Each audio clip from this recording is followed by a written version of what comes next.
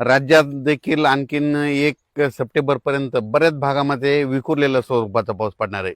मग ते कसा पडणार आहे तुम्हाला एक सांगतो. तर त्या जिल्ह्याचे देखील नाव सांगतो.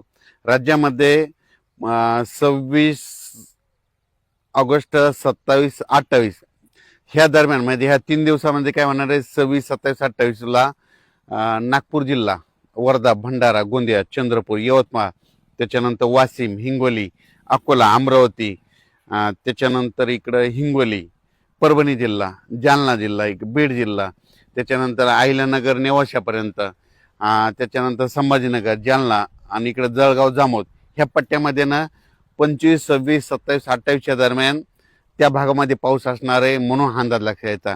राज्यातला सगळीकडला पाऊस एकदम सगळीकडे पडणार नाही, काही काही भागात पडणार आहे, फक्त वेगवेगळ्या भागात पडायला. म्हणून परत एकदा सांगतो, 25 ऑगस्ट पासून ते 28 ऑगस्ट, 25, 26, 27, 28 ह्या 4 दिवसामध्ये इकडं नेवासा, कोपरगाव, अहिल्यानगर, ते भाग, त्याच्यानंतर संभाजीनगर, त्याच्यानंतर बीड जिल्हा, बीड जिल्ह्याचा उत्तरेकडील भाग, त्याच्यानंतर इकडं गेवराई, इकडं परभणी जिल्हा, हिंगोली जिल्हा, नांदेड जिल्हा, वाशिम जिल्हा, बुलढाणा जिल्हा, अकोला, अमरावती, वर्धा, नागपूर, भंडारा, गोंदिया, चंद्रपूर, यवतमाळ ह्या परिसरामध्ये मात्र 25 ते 28 ऑगस्टच्या दरम्यान भाग बदलत पाऊस पडणार आहे, म्हणून त्या शेतकऱ्यांनी अंदाज लक्षात घ्यावा.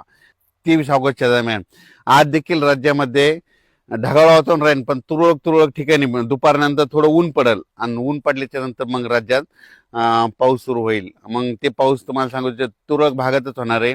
इकडं लातूरचा उदगीर परिसर, त्याच्यानंतर सोलापूर जिल्ह्याचा इकडं मंद्रुप ते परिसर, त्याच्यानंतर इकडं कंधार तालुका, इकडं नांदेड जिल्ह्यात बिलोली, सगरोळी, त्याच्यानंतर धर्माबाद, आदिलाबाद त्या परिसरामध्ये हा पाऊस असणार आहे, म्हणून अंदाज लक्षात यायचा.